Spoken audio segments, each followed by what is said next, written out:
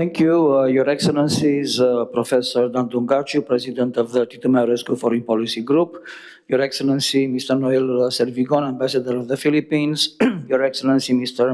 Mediatama Suryodiningrat, Ambassador of Indonesia, Your Excellency, if you're still with us, Mrs. de Sousa Besa, Ambassador of Timor-Leste, Your Excellency, Mr.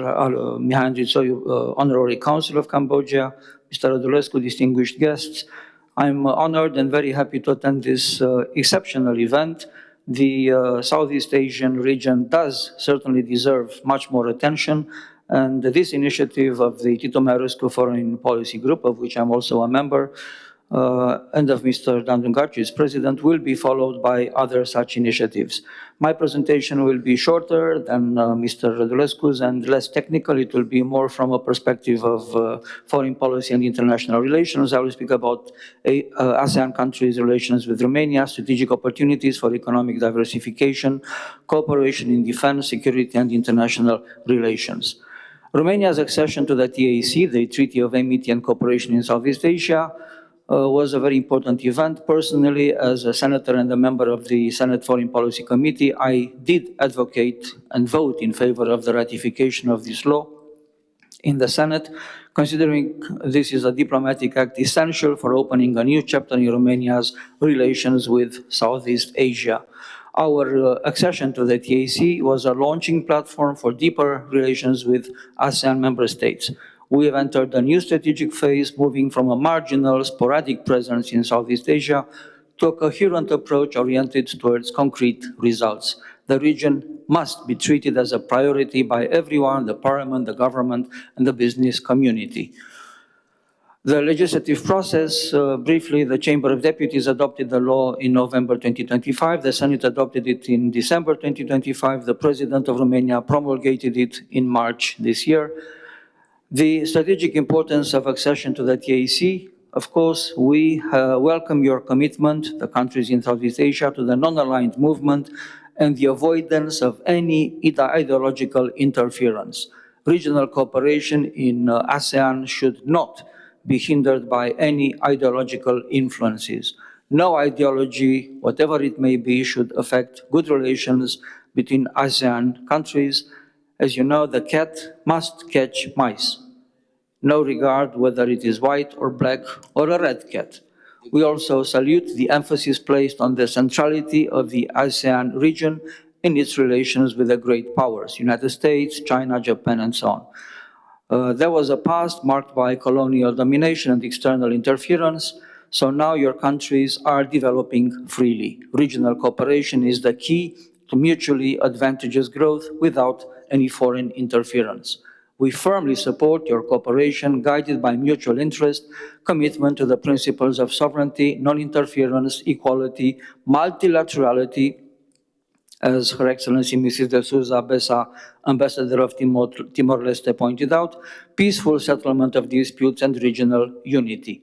Romania's relations with ASEAN states offer substantial economic, political, security potential, still insufficiently tapped. Accession to the TAC was a historic window of opportunity that must be seized. We want to diversify Romanian foreign policy. We must intelligently combine our anchoring in the Euro-Atlantic space with building partnerships in ASEAN and broader Asia-Pacific region. Romania has the expertise, the industrial capacity, the geographical position necessary to be a good partner for ASEAN states. Global geopolitical context, strategic motivation to diversify Romania's partnerships. The diversification of our relations with ASEAN countries is not a secondary foreign policy exercise, but a strategic imperative for economic resilience, technological security, and strengthening our proactive international profile.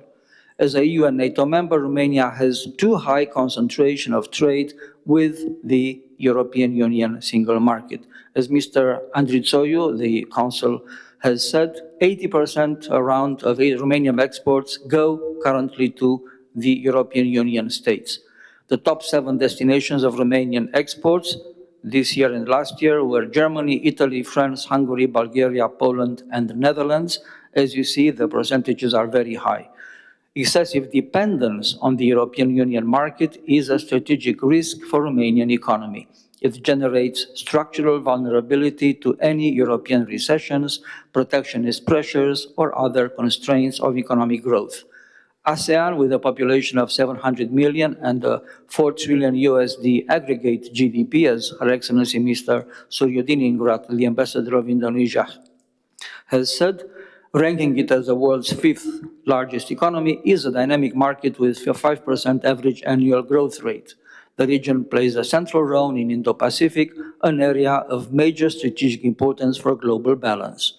Our diversification towards ASEAN aligns with the European Union strategy for the Indo-Pacific and with Romania's national objectives of economic resilience and security.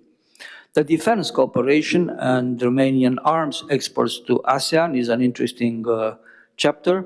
ASEAN states rapidly modernize their armed forces, actively seeking to diversify suppliers and to reduce dependence on Russia, China, United States.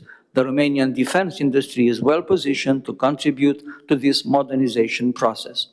After a dramatic decline in the 1990s, the defense sector in Romania underwent restructuring and has experienced a strong recovery in recent years, driven by demand resulting from the war in Ukraine. Last year, 2 years ago, Romania exported defense equipment worth 800 million euro, and last year exceeding 500 million USD in the arms and ammunition category alone.